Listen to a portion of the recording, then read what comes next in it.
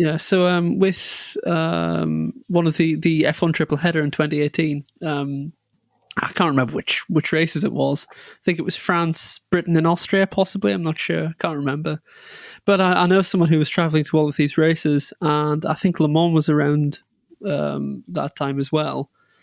And because of this, they were living out of their suitcases for like a month straight and weren't home. And yeah, they're very, very tiring in all the different time zones. Well, if it's European, it's fair enough, isn't it? But it's a question of when do you cut it off, really? Because it's too demanding at times. That's the issue.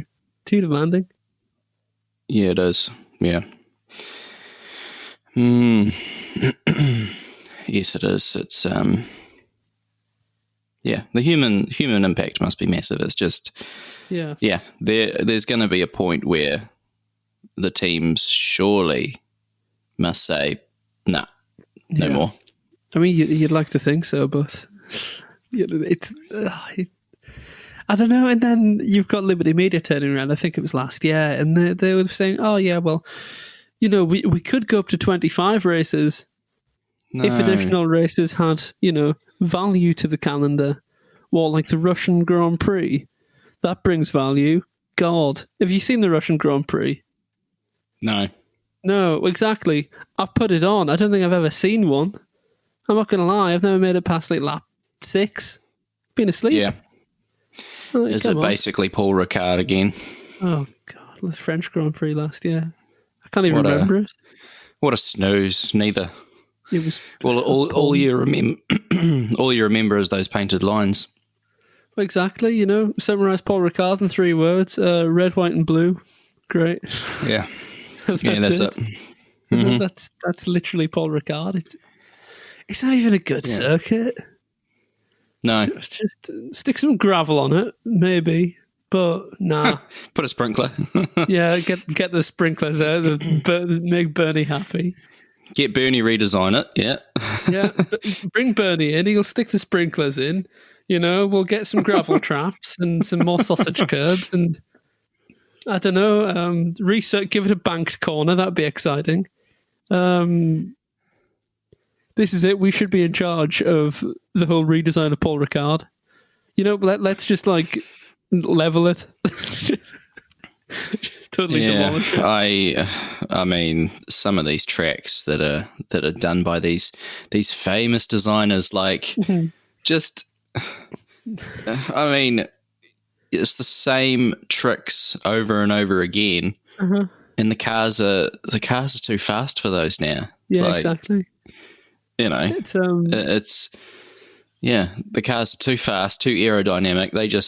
Some of the corners are not even corners anymore. Exactly. It's just no. It's just like, oh yeah, what are you doing? I'm just accelerating through this hairpin. Yeah. You what? It's insane. Yeah.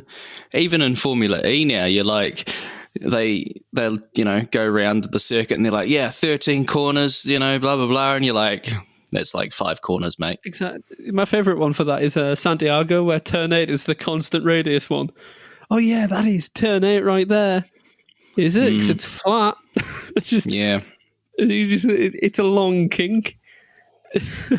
You can't deem some of these things corners. No. Going back to Russia again, there's a kink that's designated as a corner. Really? You sure about that? Because I don't see anyone moving their steering wheel for it. Let's just slap a big old chicane in Paul Ricard. That'll sort it out. Precisely. I mean, here's something. I was talking to who was it?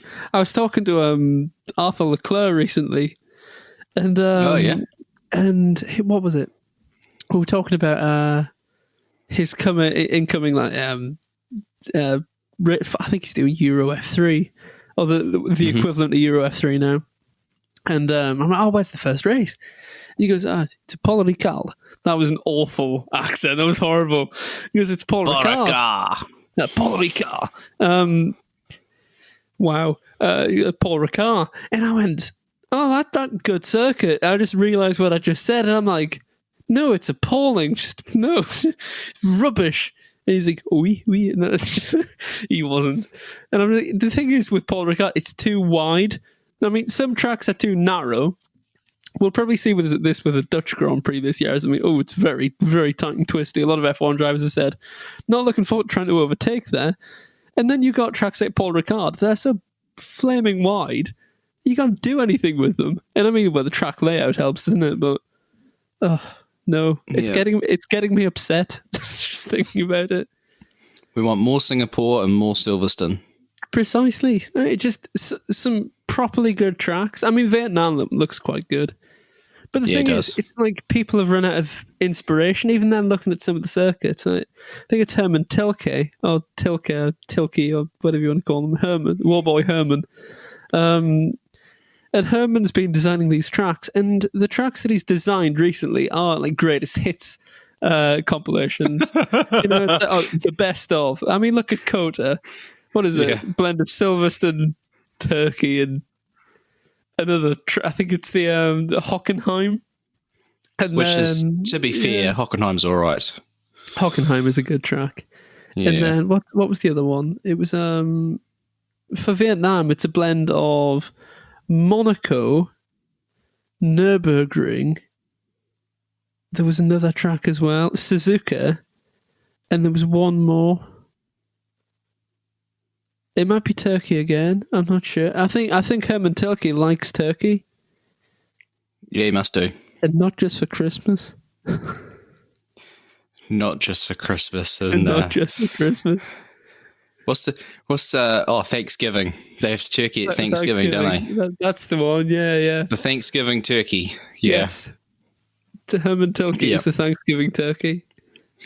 Yeah. We in New Zealand don't I mean, most of with Halloween and everything, we've picked up on that. But Thanksgiving's never come over here. So yeah. There's no excuse to eat turkey. See, we don't really do that at all. I mean, I had an American friend. I still do. Didn't go anywhere. And when like a friend or a friend? Just a friend. Okay, yeah. No, just a friend. And friend. No. Have you seen The In-Betweeners? Yes, I love Greg Davies. Yeah. Yeah, there you go. Yeah, I thought, does anyone understand what I've just done? I hope so. Yeah. So, no, I went to their house, a big social gathering to celebrate Thanksgiving. And I had a great turkey. But, I mean, I haven't done it regularly because I'm not an American. But the last time I checked anyway, we are getting global. And yeah, I mean, it was good, but the thing is, I mean, I respect the idea of Thanksgiving, but I'm more concerned about calories because it's right before Christmas. You know what I mean? I'm going to be delving into another turkey for Christmas, and then I'm going to be living with that turkey well into the new year. You know, turkey curry, turkey sandwiches, turkey pie, you know, everything. So, the hell, put it in the cake. I don't know, just... Put it in the cake. Yeah, New Year's cake. What's in it? Turkey. Okay, great, fantastic. But yeah, we'll use that up. Yeah, just use my parents have the same thing with a ham. Oh yes, like they always buy a massive ham and overestimate how long it's going to take to eat. That's the thing. It's always just like, I'll get a few more. Oh, well, look at this. Look at what we're going to do with this. I'll just put it in the bread. Okay. Yeah, that's the thing. It's you got like chicken, turkey, ham, lamb, because there's a lot of sheep in New Zealand, so why not? Yeah. You know, and it's just end of the day, you're like, well, this isn't going to fit in the fridge. Oh no. That sounds like a great feast, man. I'm not going to lie. It's a heck of a feast. It is. Like, Christmas is massive. Yeah. I mean, we just have our... do you have Brussels sprouts with your meal? Oh, the odd time? Not really. No, they're awful, aren't they? Don't like Brussels sprouts. They're okay. They're not as magical as people seem to think. I was talking to someone recently, and they had Brussels sprouts for dinner, as in their evening meal. And I'm just thinking, wow, you can buy them all year round. They're that seasonal. So it's like a lot of things actually, because you just get them from, it's completely opposite time of the year in England. So you just get them from over there, Yeah, it's the same with apples and other things. Like, you just get them all year round. What I'm starting to realise is Brussels sprouts are like Christmas music. You know what I mean? They may only be seasonal, but they are available all year round. If you want to listen to Christmas Time by the Darkness in August, knock yourself out. Not many other people will. And Brussels sprouts are like that. They're a festive food. But if you want to have them in March, be my guest. Yeah. What about yams? Are they sort of in the same sort of bracket? Yeah, I'm going to Google this. What is a yam? What? What is a yam? It's a sweet potato. It's a sweet potato thing. Is it? 1 minute. Let me... Do you not know what a yam is? Yeah, I'm from the northeast of England. We don't have much up there. Do you have potatoes? No, I'm just joking. Yam. It's a plant. Thanksgiving yams. Yeah. I've never... I've heard of it, but wow. Yams are common. Yeah, they're really good. So if you ever get the chance... I got to get more yams in my life. You do. Everyone, get more yams in your life. Get more yams. Go and seek them out. Go and seek them out at the local Yammery. Tesco's. Yeah. Your local. Help me out here. I'm not based in England. What else do you have? Tesco, your Sainsbury, your Aldi, your Lidl. Your local Harrods. Yeah. Yeah. your local Waitrose on your Marks and Spencer's foods. What else is there? Excellent. Yep. I think that's it. Go to Asda. Yeah, your local Aldi. Get in there. Yeah, get yourself in and get some yams. I'm going to do that tomorrow. I need to do my shopping. So, hey. Yeah. Just got some fish cakes left. It's pretty sad. Oh, they're pretty good. They're very good. They're, the chili and chorizo. So. Oh, yeah. They're out there. They're progressive fish cakes. They're not what you'd traditionally expect. They're a bit left field. We are calling this progressive fish cakes. Progressive fish cakes. That's the episode name. Episode number 41. Progressive fish cakes, and Paul Ricard and the progressive fish cakes. Paul Ricard, progressive fish cakes. Yeah, that's it. That's it. That is the title. It sounds like a really rubbish album. It does. Yeah, Paul Ricard and progressive fish cakes. Featuring yams. Yes, go and buy yams, people. Yes, buy your yams. I've never had a yam, not going to lie. That is poor form. That is poor form. I feel like Romain Grosjean. Oh, brutal. So poor form, it's Grosjean. No. Well, no, that's not poor form, because we know that Grosjean's fast. Yeah. See, with it's not poor form, it's consistency. Yeah, he's just not up to snuff. Yes, facts. Yes. And it's sad, but I was, friend of the show, Tom Dillman. Yeah. Whether he's a friend or not of the show, I'm claiming it now anyway. He's a great guy. He is legend. From all of the conversations on Twitter that we've had, seems like a great guy. He was in a piece, I can't remember who it was by, looking for a drive. Yeah. And I can't believe that he got replaced. What I would, and this is a spicy take that might not make it into the final edit. Yes. Why don't Venturi put him back in?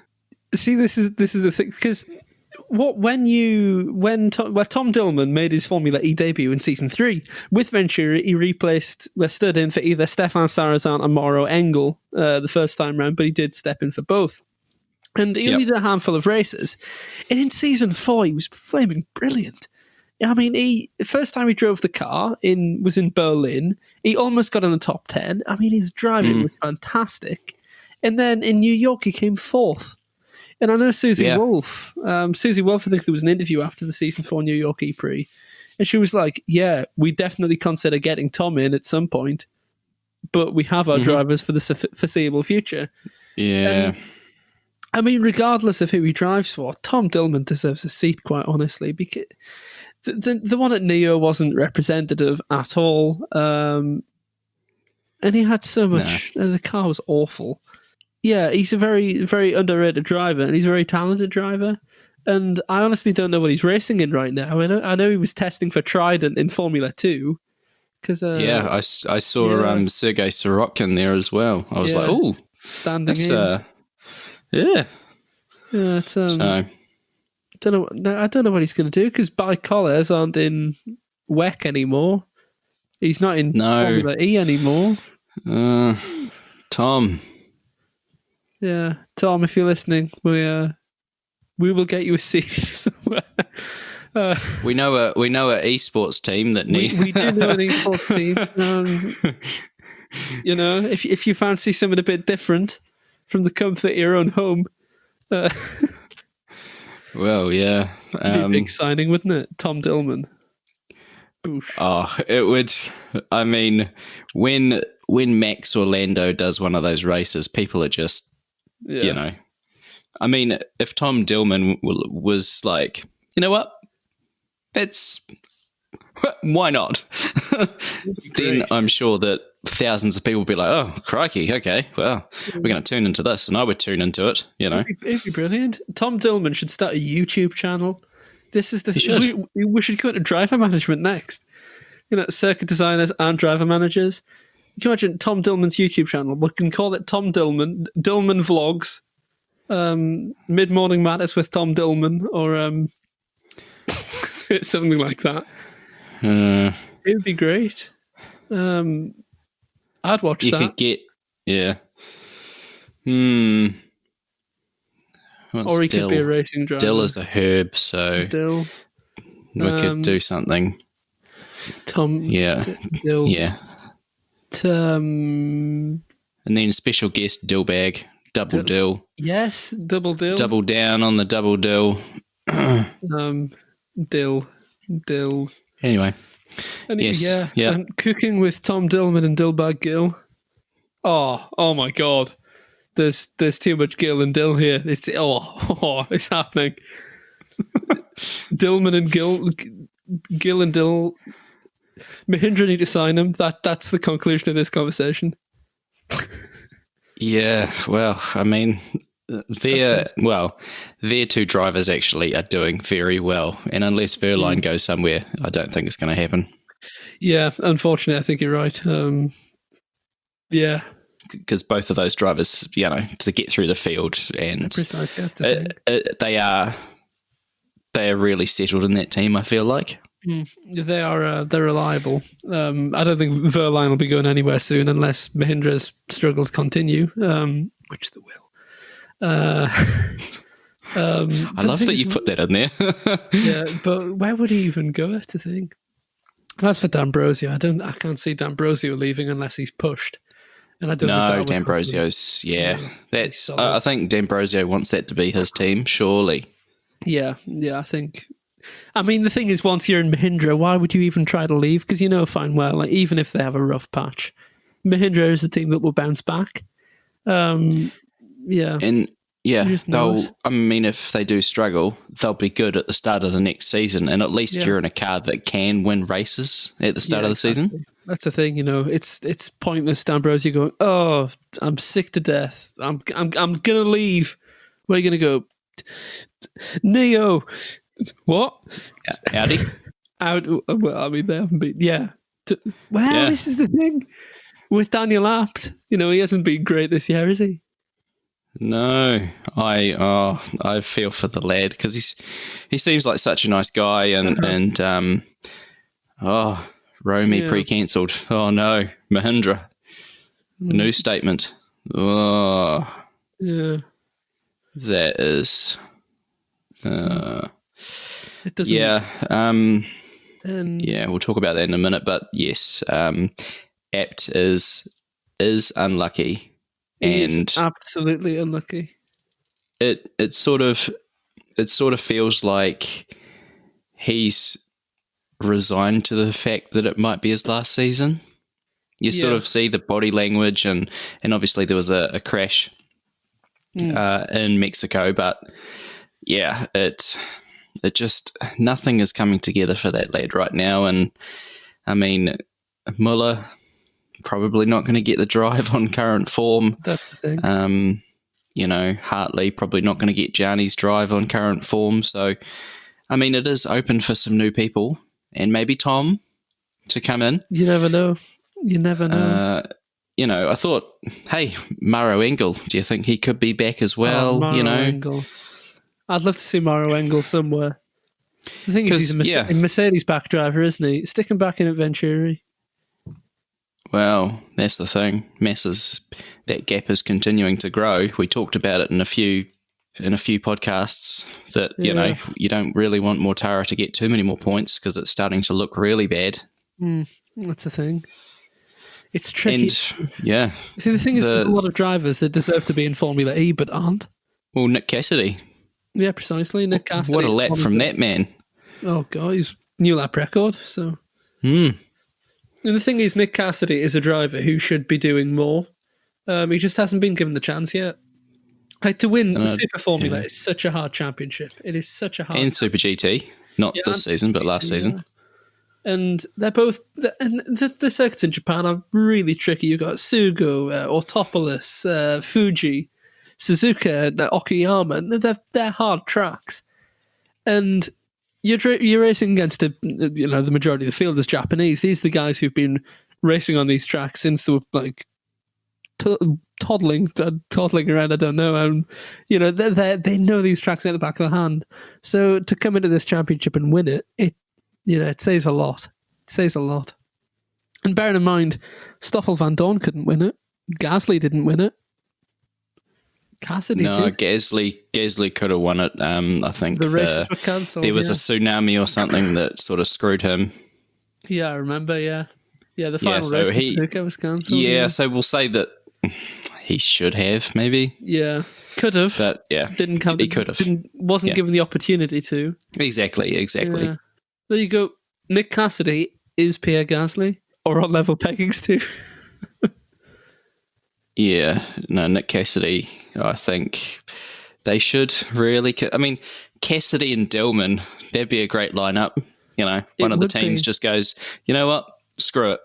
We're going to get Cassidy in because he was rapid for a virgin. And who else? Who else is... that fella Tom Dillman. Yeah. Yeah.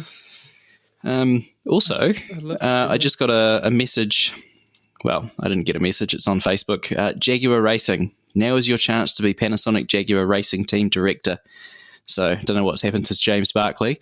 In the new Motorsport Manager app, recruit drivers, assemble your team, develop your Jaguar I-Type 4, and plan race strategy on your way to the ABB Formula E glory. Oh, wow. Available now on iOS and Android. Huh. And I'm downloading it. That's exciting. That'll be good fun. So I'm going to play that. I might do like a Road to Glory with Neo, but there won't be any glory on it. Can't even win on the game. Yeah, can't even win it in like virtual reality. Just what's the first thing I'd do? Probably replace Ma. Turvey's good, but I would basically just be like, no, Mitch, I'm stealing him from Jaguar. Yeah, straight away. Yeah, first thing. Yeah, I mean, because he's probably not worth as much as someone like Degrassi. Surely he's probably not on as much as Degrassi or Verne or one of those drivers. So save a bit of money as well. Get Mitch. Yeah, not save Mitch Evans. Steal Mitch Evans. Rob him. from Jaguar. Tell you what, did you play the Formula E predictor last race? No, I didn't. No. Oh, never mind. Did you get any points? I did.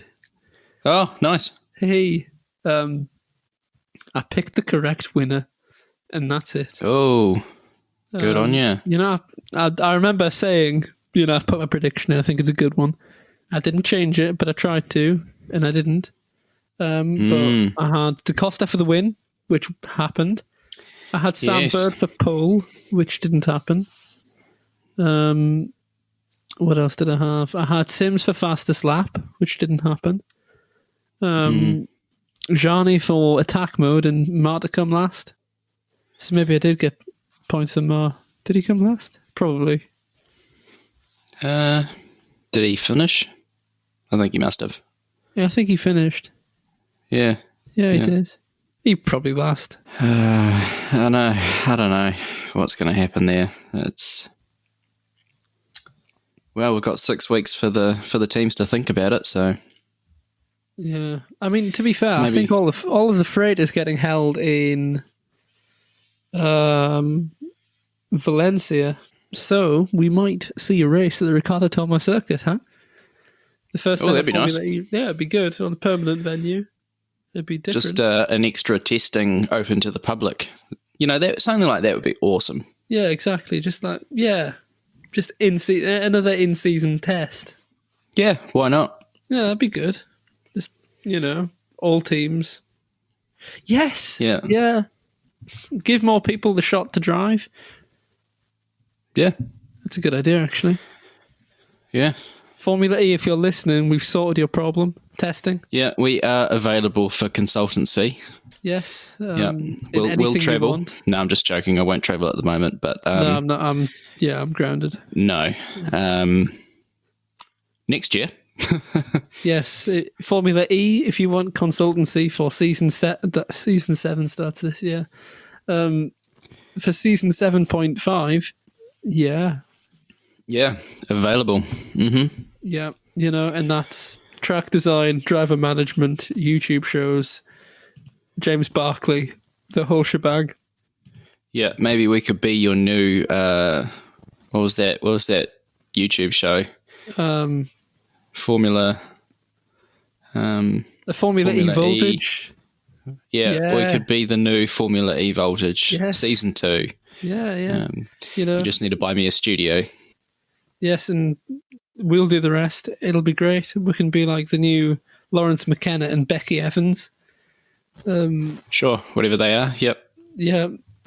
Did you watch Formula E Voltage? No. Oh, it was awful.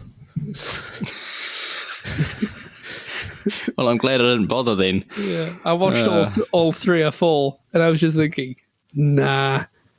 So yeah, it's just a bit. It's a firm no from me. There's, you know, I sort of felt like that was something that was for new fans, whereas I'm already looking at the news and, you know, talking about it, and I feel like I know enough. Yeah, exactly. You know, from constantly talking about it for 20-something episodes at that point. I'm just, I sort of know what's going on, guys. So I don't need it. I mean, it was a good idea, but even it didn't give fans the chance to absorb in Formula E, because half the time it was just 2 YouTubers just pissing about on the on the sofa. So yeah. In other good news, we have got a few more reviews. Hey, that's good. Star ratings on Podchaser. So thank you, Ernest Lappins. Yes, thank you. Really good. That is good going. I see the push for reviews really pushed reviews. So yes, we're getting a few more, which is good. Yeah, I'm very, very happy. Yes, that's good. It's good to hear. That is good to hear. You know what we should do, like a quick fire questions podcast where we answer quick fire. You mean the best Formula E driver in history? Bang, go. It's got to be Vern, isn't it? There we go. See, he's won the most titles, so yeah, exactly. He's the best de facto. It makes sense. Yeah. That was easy. Like a quiz. Here's something for you. Quiz. Did you know this? In the history of Formula E, only two drivers, have finished inside the top 10 in every race in a season. Can you name them? Stefan Sarazan, or it's got to be Vern, isn't it? What actually happened was probably one of them's Degrassi. Ooh, inside the top 10. Inside the top 10 in every race in one season. I'm not. It's got to be one of Buemi's dominant seasons. So you're saying Buemi and Degrassi? Yeah. Neither. Okay, hold on. Did they finish the whole season? They finished the entire season, yes. Okay. It's probably someone like Stefan Sarazan or Maro Engel or Mortara. Stefan Sarazan is one of them. Hey! That is right. Season 2. Okay. The good thing about podcasts is all of the silence can be edited out. Exactly. And it'll make me look like a god. Like, bang! Stefan Sarazan. Bosh! I'm going to do that. Edit out the Buemi and Degrassi. Yeah. The editing should be so blatant as well. Stefan Sarazan, cut. Other one. I was what actually, and then what actually happened was, and then add the rest of it in. Yeah. 5-minute conversation of, what was it?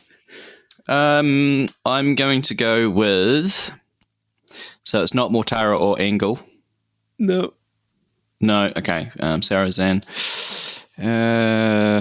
Is Sam Bird one of them? No.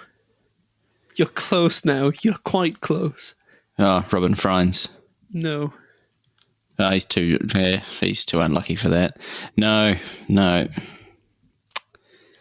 sure. Who is it? Vern. There you go. Season 4. Yeah, sure. That's quite good. Stefan Sarazan. I guess he was. So this was season 2 when he was actually in Cheetah. Yeah, he was in the Venturi. Oh, yeah, Venturi. Yeah, and then he moved to... Yeah, because he did 2 seasons, well, 2.5 with Venturi, and then went to Cheetah and got 2 podiums with them, I think. Then got replaced by Opera. Yeah. Yeah. Yeah, the first ever Formula E race I watched was the race. I think it was him, and it was the Paris Prix in season 3. I don't know if that was his first race for Techeetah or his last for Venturi. But Tom Dillman was in one of the cars. I think it might have been in place of Engel. I'm not sure. My next pick was Heidfeld, but yeah, obviously. That's a good shout, actually. Yeah. Yeah. No, Vern. Yep. It makes sense. Yeah. Yeah. So cool. Nice. Good trivia. Good. Random, but pointless questions. If I'm ever in a pub quiz and that comes up. Sort of. I have just started watching Pointless. Oh, Pointless is a good show. It is a really good show. Yeah. I love it when they have comedians on. Yes. Yeah, like Nish Kumar and, Greg Davies and guys like that. Just so good. So good. Ed Gamble. They're just great. Yeah, I like Pointless. It's insightful to really pointless information. Which is always good. I mean, some of it's interesting. Yeah. Well, it's sort of like, I know more than 100 other people. But yeah, that is true. Oh God, I've never looked at it that way. Have you? There's a TV show. Have you heard of a show called Eggheads? Yeah, I have. Yeah. Yeah. So I love Eggheads. It's great. I like to think that I'm really sharp when it comes to quizzing, and in fact, I'm absolutely hopeless.